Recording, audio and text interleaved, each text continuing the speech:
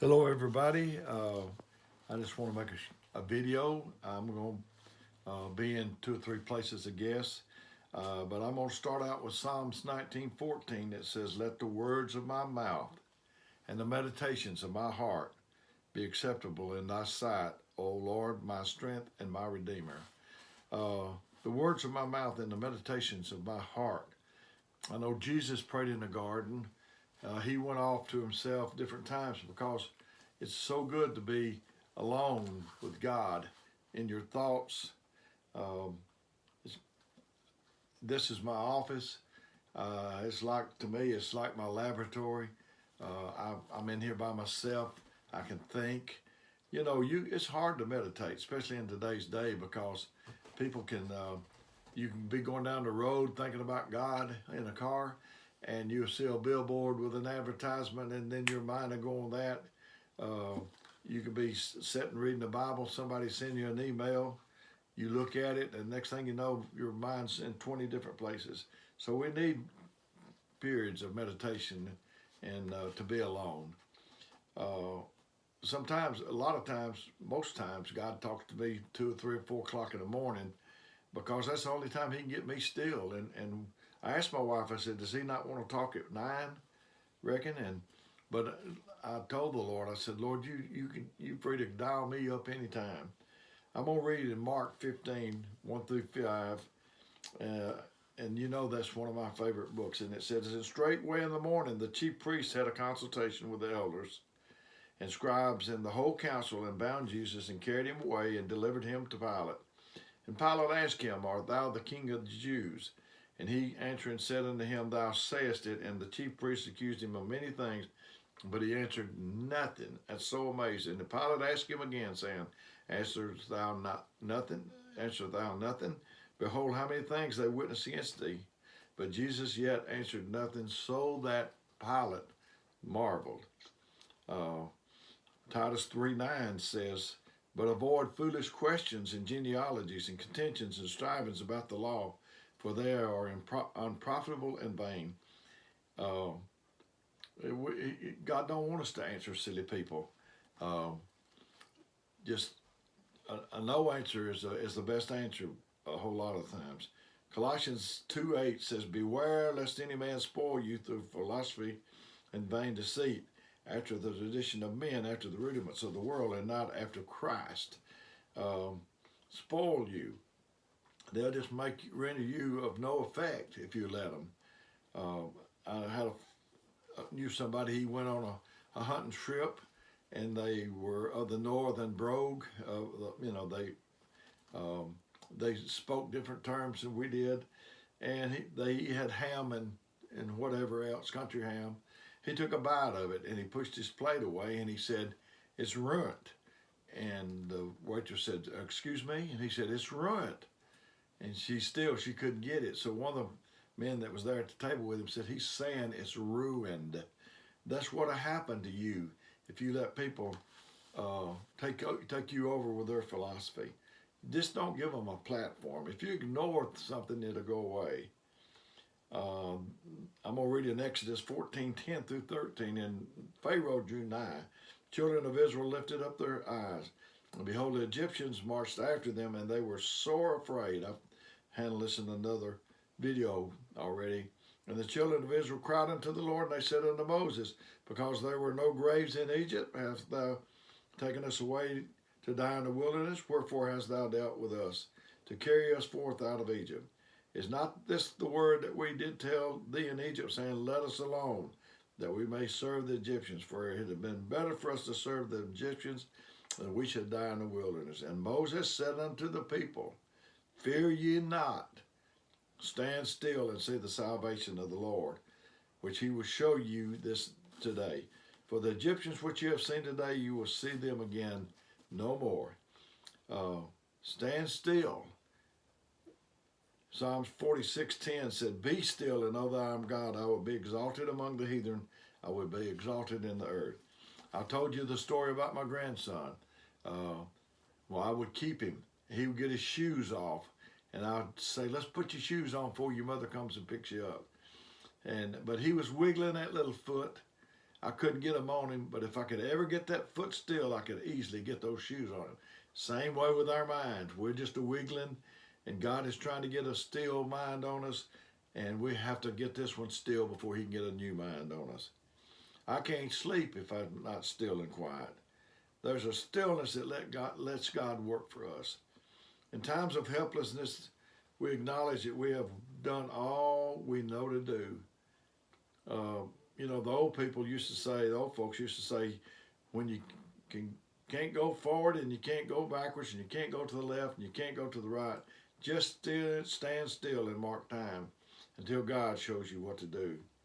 It looked like God had led Moses into a trap. It'll be times when it would feel like that God has not led us in the right way and we're going into a trap.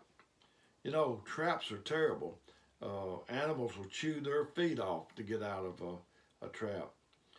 Mice, they get in these little snap traps and they look at you so pitiful, and I don't know what they're thinking, but maybe you keep the cheese, mister, just let me out of this trap.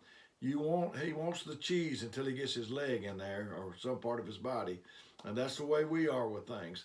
We want that thing until we get in that trap.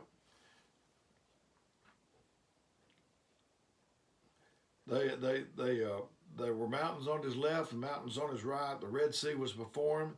The Egyptians in their chariots were behind him. And to make things worse, he had a hostile crowd on his hands. That's what makes it bad. It's when your people are panicking. Not the enemy is saying stuff, but your people are panicking. They probably said, don't you know there's no bridge across the Red Sea? There's not even a foot log.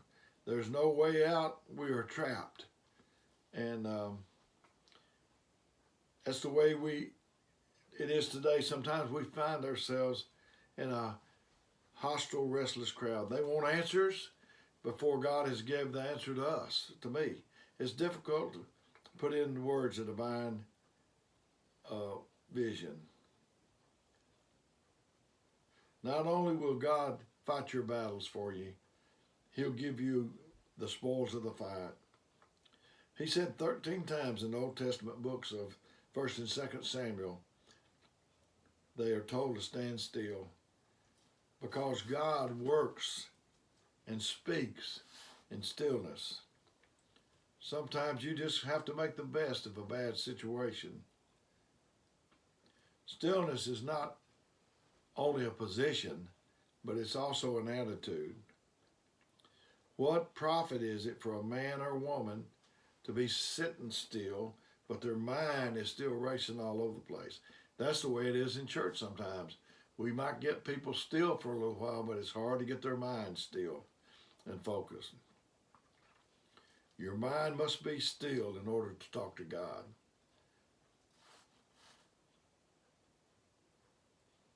The fire was, I was thinking about the 3 Hebrew children being thrown into the fire, and the fire was hot.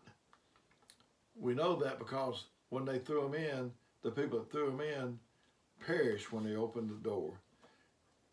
You have to know how to act when you're in the fire.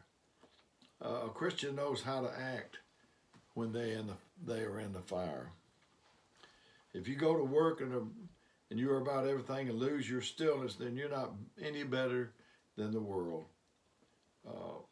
When somebody asks you how you're doing, you ought to say fine. I had a little spell when I had 7 months of those radiation burns. People would say, how you doing? And I'd say, I'm hanging in. I'm hanging on. I hated those answers I was given. But now, before that happened, somebody said, how was I doing? I'd say, let's talk about how you're doing. It wasn't really important. And I didn't want to be griping about things.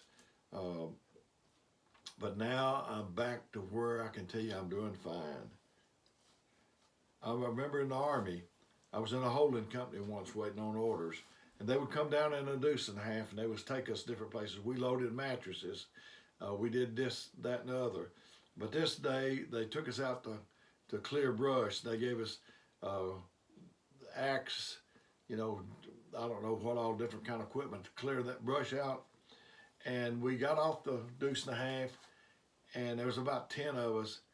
But they started producing their profiles, which meant they were limited in what they could do. They couldn't stoop, they couldn't pull, they couldn't lift, and so it was only about 2 or 3 of us out of 10 that could work. So when we go to church, do you flip out your profile? Some people, you ask them how they're doing, they flip that list out, and it just keeps going on and on. And no doubt that if you're like me, sometimes I think I'm going to try to remember this and just not ask so much how they're doing. When Daniel was thrown in the lion's den, God took the lion's appetite. God knows all about lions. He made lions. In order for you to fully rely on God, you have to be sure that God is able to deliver. You have to know and believe that God will keep His word. You can't know that by doing that. You can't know that by doing what Mom and Daddy says. You have to know this for yourself.